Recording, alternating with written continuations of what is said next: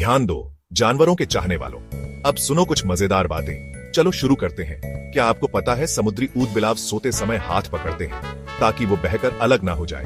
और ये सुनो, राजहंस के झुंड को फ्लैम्बॉयंस कहते हैं। कितना अजीब है ना। और ये भी, ऑक्टोपस के 3 दिल होते हैं, कितना प्यार देते होंगे।